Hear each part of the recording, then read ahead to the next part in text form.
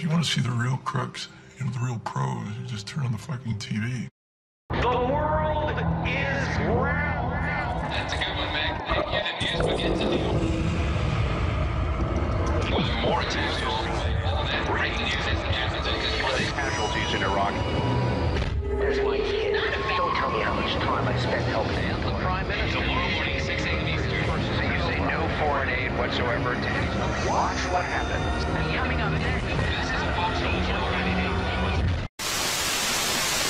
This is probably one of my favorite headlines of the night. Bizarre moment.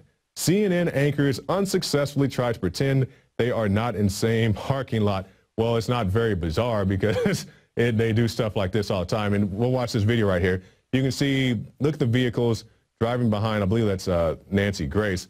And look, okay, you saw the red car. Can we scroll that back, guys? All right, you saw the red car. All right, there it goes behind anchor number 1. And here it comes, anchor number 2. And let it keep rolling. And you're going to see the same bus drive by. Okay, here comes the bus. There's bus, and there's the bus. So you can see right there they are in the same parking lot trying to pretend that they're on different sides of the city or wherever else, trying to pretend like they have a remote. And actually, Alex Jones made a report about this earlier this year, and we're going to re-air it for you right now. These are aerial pictures here in Harris County, Texas, as we have been watching the better part of this last hour. North Harris campus is on lockdown. This is an active situation. We are not showing you live pictures because of what we may possibly see. The corporate state-run media calls anybody that questions the official propaganda that's pumped out by the government and the dinosaur media as conspiracy theorist. And that's just a way to demonize your opposition and to try to get weak-minded people to not investigate the information that the alternative media is putting out.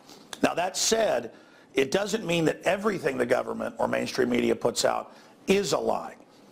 I've gotten a lot of criticism for not coming out and saying that Sandy Hook is an inside job. It has some of the telltale signs of being an inside job, but those are the same signs you will see if the government is simply using the crisis, like Rahm Emanuel has famously said, don't let a good crisis go to waste. Here's a clip of that. You never want a serious crisis to go to waste. And what I mean by that, it's an opportunity to do things that you think you could not do before. Now again, in the last month and a half, I have not come out and said that this was clearly a staged event. Unfortunately, evidence is beginning to come out that points more and more in that direction, and we're going to show you that information in a moment. Now, a lot of the tens of millions of video views on YouTube concerning the Sandy Hook hoax surround CNN and what appears to be people who've been coached, people who've been given cue cards, people who are behaving like actors. And we see CNN criticizing all the witnesses from the helicopter and the news crews and witnesses, adults that saw multiple people being detained who were in camo. We're told, oh, those are 5-year-olds saying that. It's a conspiracy theory. When it's not 5-year-olds saying that, it's adults. It's police admitting that, quote, police officers were arrested from other jurisdictions, creeping around the woods. Something serious is going on here. And CNN over and over again is at the heart of the fishy things that are happening. Now, remember, in 1990, 1991, when the Gulf War started, CNN would send out their raw feeds to their news affiliates, and on it there was clear blue screens on top the roof of CNN Center in Atlanta with their top reporters claiming they were in Israel under sarin nerve gas attack from Scuds. And later they had to admit quietly, this is on record, we're going to show you some clips, that indeed they were in Atlanta, Georgia, and that they were not being attacked by Scud missiles with sarin gas. CBS News got caught scripting videos as well. And there's a lot of examples of this. So let's go ahead and look at those clips. Yeah. Jesus Christ. I'm starting to get real bothered by all this. You ready?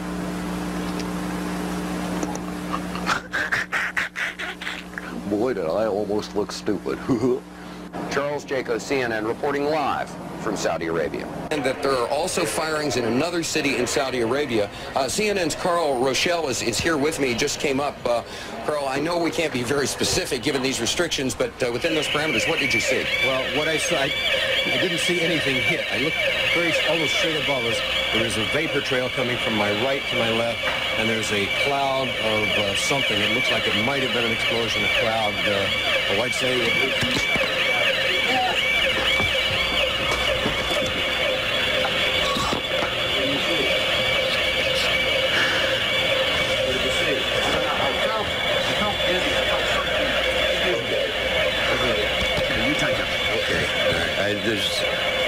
my apologies for he's putting on the gas mask.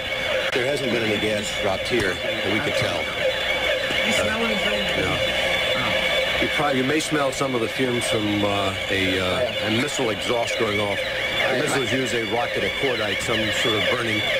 We just heard a little thump just then. But I have to apologize for that. I caught a whiff of something and felt momentarily dizzy. You're more experienced. Now remember, that's only a small portion of hours of raw CNN feed that back in the old days they didn't scramble the big satellite feeds because they thought most people wouldn't have a 12-foot dish to get it. But people did record that, and that's how they got caught with their pants down. And notice that blue screen in the background so they could project the Tel Aviv and Jerusalem skylines in the background. Coming up, we've got Anderson Cooper. Supposedly it's Sandy Hook, and it's clearly blue screen. I've worked with blue screen for 17 years. We've got it right in there. We know what it looks like. We know what the anomalies look like. And we know what happens when you don't tune it properly. It's clearly blue screen. And you can draw from that what you want. That's coming up in a moment. So CNN's done it before. I have mainstream news articles here out of the Washington Post, out of WorldNet Daily, where CNN had to admit that they had Army psychological warfare inside of their system, basically crafting the news. And then, of course, we have things like Operation Northwoods, where in 1961 the Joint Chiefs came to Kennedy with Lemnitzer's plan and said, we want to stage shootings around America in crowded public places like movie theaters and things, and on the street to blame the Soviets as a pretext for war with Cuba. And Kennedy said, no, they've had the plan for mass shootings before, so we can't be attacked and others can't be attacked for questioning known liars who put on fake news and questioning a government that's been caught wanting to stage shootings. And they didn't just plan to stage shootings. In the 60s, 70s, and 80s, this was declassified by the Italian government and their president and the head of their CIA a few years ago, that the U.S. government used terrorists to stage terror attacks, and NATO did this as well to blame their political opposition, be they left or right, similar to what we saw with Oklahoma City. And part of that program was called the NATO Option or Operation Gladio. So look that up for yourself. I've also interviewed police officers that were involved in the rescue at Oklahoma City, like Mr. Browning, who's in the award-winning film A Noble Lie, who were threatened by the FBI if they talked about what they knew with death. But was told more than once or twice by agents in the area that people like my wife and I would have ended up dead by not going along with what we knew to be true. Wow, so you're a decorated Vietnam veteran, police officer, one of the heroes that responded when there could have been other bombs and was thought there were other bombs, and the FBI agents in the police office are telling you do what you're told or you and your wife are dead. And you're saying this on record here, sir. Yes, sir. What did they know about? Federal agents inside planning the bombs in Oklahoma City. And it was Attorney General Holder, who later ran the false flag of Fast and Furious, who was Deputy Attorney General back in 1995, who ran the cover-up. And those emails have come out in different lawsuits that are available online if you'd like to look those up. Go out and check everything I'm telling you. You're going to find out it's even worse than I'm saying. In fact, that's what I get criticized for is, not covering at all this piece of evidence, that piece of evidence. There's too many. I clearly believe from the evidence children were really killed in Sandy Hook, and it's a real tragedy. But the fact that they're having people script things and that answers are being scripted is incontrovertible. We're going to get to some of that evidence right now. It's believed at this hour, and it's been confirmed to ABC News by state police there in Connecticut, that 2 shooters were initially believed involved in the mass shooting. One of those shooters now dead. What's not been confirmed is whether or not that gunman took his own life or whether or not there was something that ensued after authorities began arriving at the scene. Now, I'm just going to hit a few of the big unanswered questions of Sandy Hook. Just a few. The mainstream media keeps saying conspiracy theorists say there were multiple shooters. Nobody said that but a few poor 5-year-olds who were traumatized. So we go and look, and there's countless adult witnesses. There's helicopter footage. There's police reports. There's video. There's local news accounts saying, oh, it was a tactical officer from a nearby jurisdiction who happened to be hanging out in the woods and wearing the same thing as what people said the shooters were wearing. No big deal, though. Let's just go ahead and ignore that. And that's in the Newtown Bee and other publications. And then, again, we have the newscast saying other shooters and showing people being grabbed in the woods. But we're told we never saw that. Here's a clip. They did walk a guy out of the woods. I saw him walk a guy out earlier with handcuffs. He walked by us and said he didn't do it. It was a grown man. A grown man, yeah. He's sitting in the front of the police car over there now. So, I mean... He didn't have a gun? No, I didn't see any gun. Just had him handcuffed. And he walked by us and looked into parents' eyes and said, I didn't do it. How was he dressed? Camo pants with a dark jacket. Roger. Reports that the teacher saw 2 shadows running past the building, past the gym, which would be rear... They're shooting.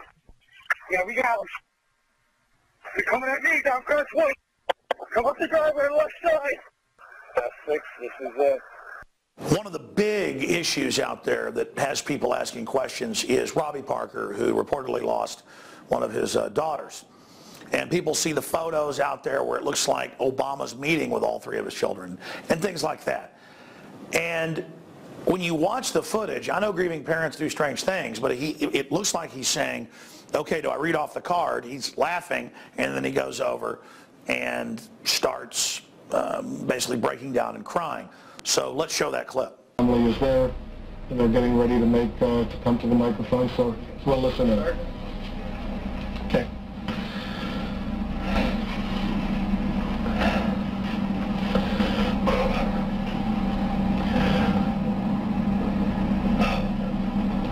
My name's Robbie Parker.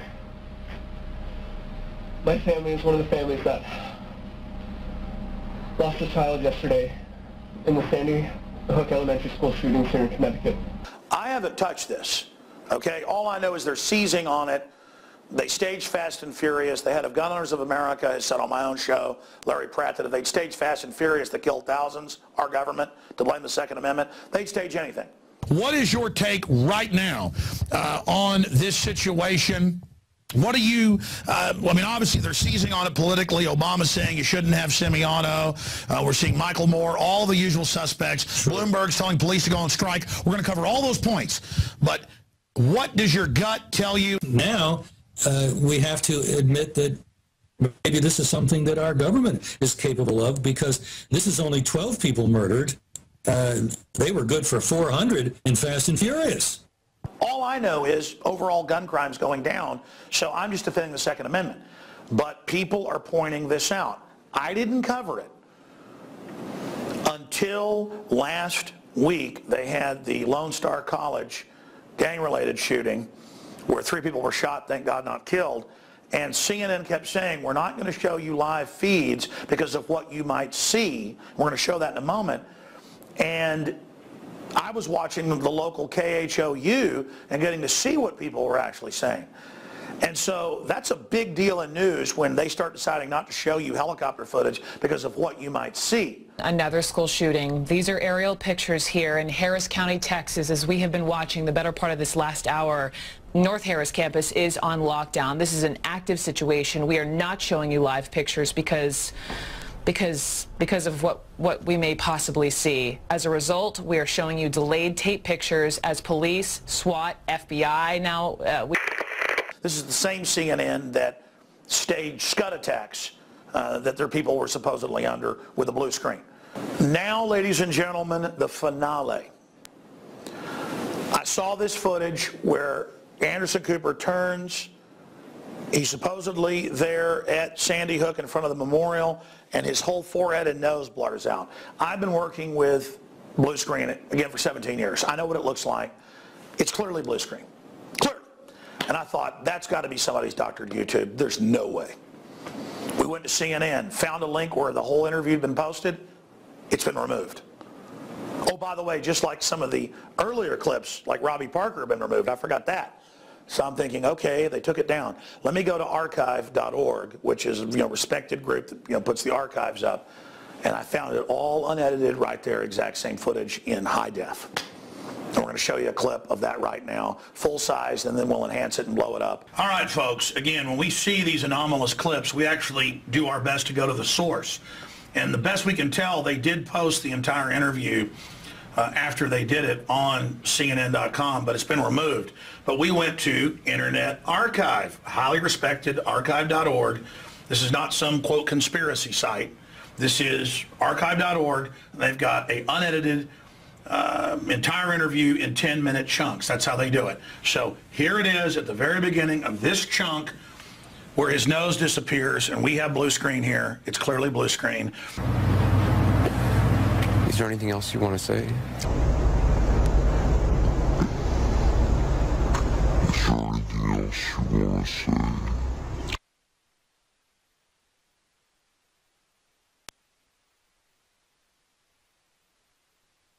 And Anderson Cooper has got some explaining to do, because I know blue screen when I see it.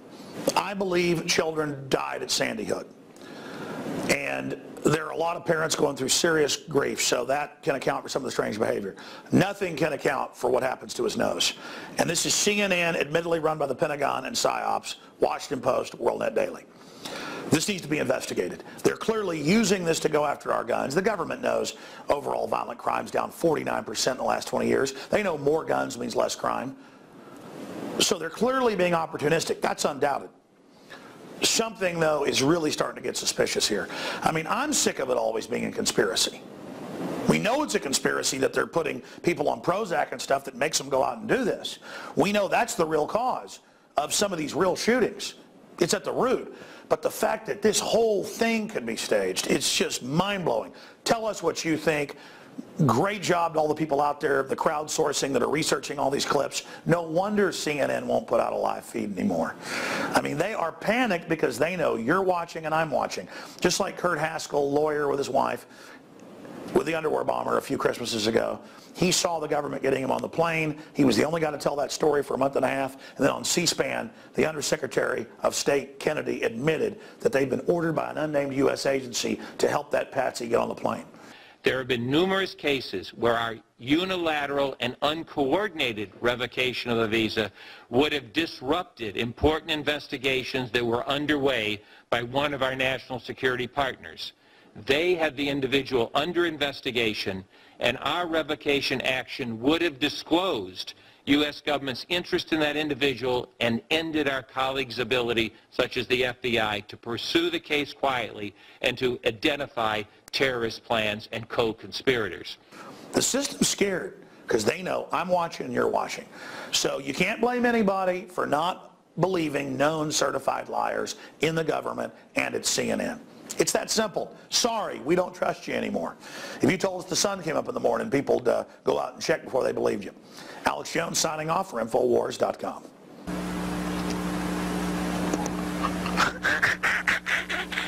Boy, did I almost look stupid. Charles Jaco, CNN, reporting live from Saudi Arabia.